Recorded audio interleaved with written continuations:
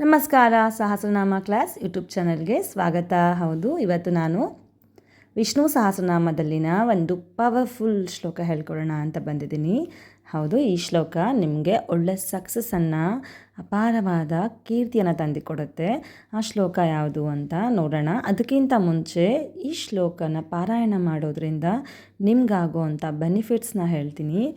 ಹೌದು, ಈ ಶ್ಲೋಕವನ್ನು ಪಠಿಸುವುದರಿಂದ ನಿಮಗೆ ಸಮಾಜದಲ್ಲಿ ಅಪಾರವಾದ ಕೀರ್ತಿ, ಗೌರವ, ಅಂದರೆ ನಿಮ್ಮ ಕೆಲಸಗಳನ್ನು ಜನ ಗುರುತಿಸುತ್ತಾರೆ, ನಿಮಗೆ ಒಳ್ಳೆಯ ಹೆಸರು ಬರುತ್ತೆ, ಜೊತೆಗೆ ನಿಮ್ಮವರು ನಿಮ್ಮನ್ನು ಇಷ್ಟಪಡ್ತಾರೆ, ನಿಮಗೆ ಒಳ್ಳೆಯ ಇಂಪಾರ್ಟೆನ್ಸ್ ಕೊಡ್ತಾರೆ. ಈ ಶ್ಲೋಕ ನಿಮಗೆ ಆರ್ಥಿಕವಾಗಿ ಸ್ಥಿರವಾದ ಸಂಪತ್ತನ್ನು, ಅಭಿವೃದ್ಧಿಯನ್ನು ತಂದುಕೊಡುತ್ತೆ. ನಿಮ್ಮ ಜೀವನದಲ್ಲಿ ಎಲ್ಲ ರೀತಿಯ ಶ್ರೇಯಸ್ಸು, ಕಲ್ಯಾಣ ಲಭಿಸುತ್ತೆ.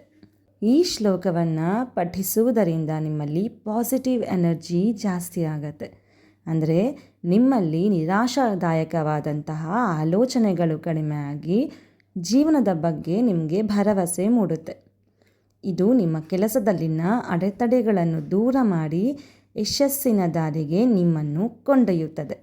ಆಧ್ಯಾತ್ಮಿಕವಾಗಿ ಈ ಶ್ಲೋಕ ನಿಮ್ಮನ್ನು ಭಗವಂತನಿಗೆ ಇನ್ನಷ್ಟು ಹತ್ತಿರವಾಗಿಸಿ ಮನಸ್ಸಿಗೆ ಆಳವಾದ ಶಾಂತಿಯನ್ನು ನೀಡುತ್ತದೆ. ಈ ಶ್ಲೋಕವನ್ನು ಪಠಿಸುವುದರಿಂದ ನಮಗೆ ಭಗವಂತನು ಸದಾ ರಕ್ಷಕನಾಗಿರುತ್ತಾನೆ ಅನ್ನೋ ನಂಬಿಕೆ ಹಾಗೂ ಯಾವುದೇ ರೀತಿಯ ಸಂಕಷ್ಟಗಳನ್ನು ಎದುರಿಸುವ ಧೈರ್ಯ ಈ ಶ್ಲೋಕ ನಿಮಗೆ ನೀಡುತ್ತೆ. ಈ ಶ್ಲೋಕ ಪಾರಾಯಣದಿಂದ ನಿಮ್ಮಲ್ಲಿ ಆತ್ಮವಿಶ್ವಾಸ ಹೆಚ್ಚಾಗುತ್ತದೆ. ಅಂದರೆ ಜೀವನದಲ್ಲಿ ಎದೆಗುಂದದೆ ಗುರಿಯನ್ನು ತಲುಪುವ ದೃಢತೆ ಬರುತ್ತದೆ. ಜೊತೆಗೆ ಮಾನಸಿಕ ದುಗುಡಗಳು, ಆತಂಕಗಳು ಕಡಿಮೆಯಾಗಿ ನಿಮ್ಮಲ್ಲಿ ಪೀಸ್ ಆಫ್ ಮೈಂಡ್ ಅನ್ನೋದು ಕ್ರಿಯೇಟ್ ಆಗುತ್ತೆ. ನಮ್ಮ ಕೆಲಸಗಳಲ್ಲಿ ದೈವಿಕ ಸಹಾಯವಿದೆ ಅನ್ನೋ ಭಾವನೆ ನಿಮಗೆ ಪಾಸಿಟಿವ್ ಆಗಿ ಯೋಚನೆ ಮಾಡೋಕ್ಕೆ ಸಹಕರಿಸುತ್ತದೆ. ಇಷ್ಟೆಲ್ಲ ಬೆನಿಫಿಟ್ಸ್ ಈ ಶ್ಲೋಕದಲ್ಲಿ ಇದೆ. ಆದರೆ ಒಂದು ನೆನಪಲ್ಲಿರಲಿ, ನಾವು ಯಾವುದೇ ಶ್ಲೋಕವನ್ನು ಪಾರಾಯಣ ಮಾಡುವಾಗ ಎಲ್ಲೂ ತಪ್ಪಾಗದೇ ಇರೋ ರೀತಿಯಲ್ಲಿ ಪಾರಾಯಣ ಮಾಡಿದರೆ ಮಾತ್ರ ಪ್ರತಿಫಲ ಅನ್ನೋದು ನಮಗೆ ಸಿಗುತ್ತೆ. ಇನ್ನೊಂದು ಸಲ ರಿಮೈಂಡ್ ಮಾಡ್ತಾ ಇದ್ದೀನಿ, ನಾವು ಶ್ಲೋಕ ಯಾವತ್ತೂ ತಪ್ಪಾಗಿ ಪ್ರನೌನ್ಸ್ ಮಾಡಬಾರ್ದು. ಇದರಿಂದ ಬೆನಿಫಿಟ್ಸ್ಗಿಂತ ಅನಾನುಕೂಲತೆಗಳೇ ಜಾಸ್ತಿ.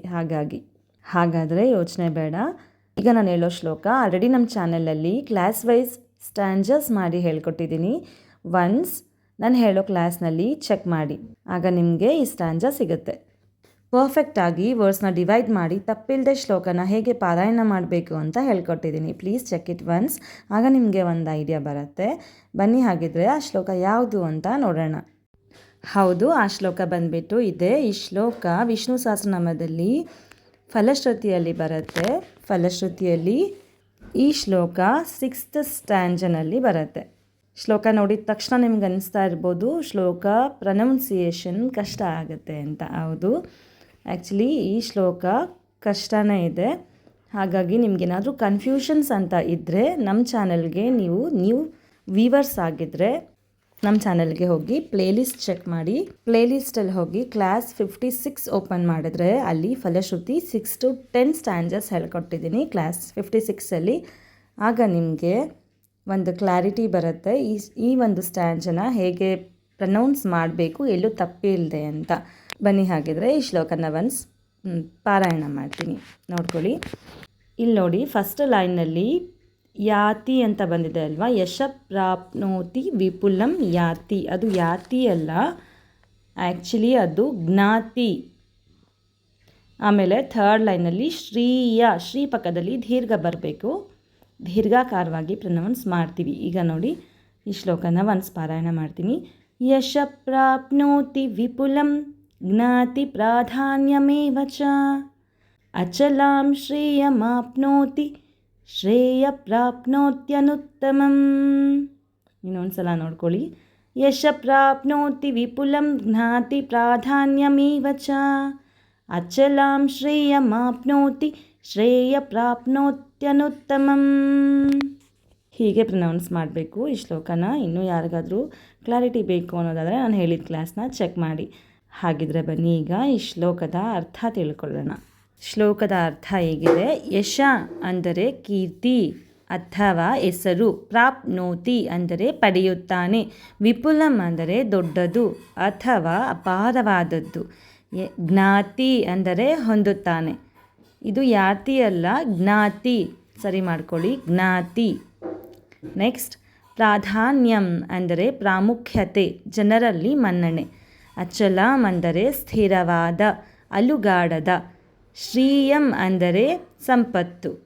ಆಪ್ನೋತಿ ಎಂದರೆ ಪಡೆಯುತ್ತಾನೆ.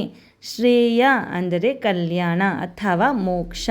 ಅನುತ್ತಮಂ ಅಂದರೆ ಅತ್ಯುತ್ತಮವಾದದ್ದು. ಇಷ್ಟು ಈ ಒಂದು ಶ್ಲೋಕದ ಅರ್ಥ.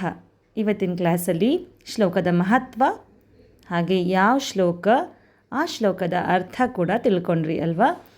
ಇವತ್ತಿನ ವಿಡಿಯೋ ನಿಮಗೆ ಇನ್ಫಾರ್ಮೇಟಿವ್ ಅಂತ ಅನಿಸಿದರೆ ಪ್ಲೀಸ್ ಲೈಕ್ ಮಾಡಿ, ಶೇರ್ ಮಾಡಿ, ಸಬ್ಸ್ಕ್ರೈಬ್ ಮಾಡ್ಕೊಳ್ಳಿ. ನ್ಯೂ ವ್ಯೂವರ್ಸ್ ಇದ್ದರೆ ಕ್ಲಾಸ್ನ ಚೆಕ್ ಮಾಡಿ ಹಾಗೆ ಸಬ್ಸ್ಕ್ರೈಬ್ ಮಾಡ್ಕೊಳ್ಳಿ. Thank you. ಧನ್ಯವಾದಗಳು.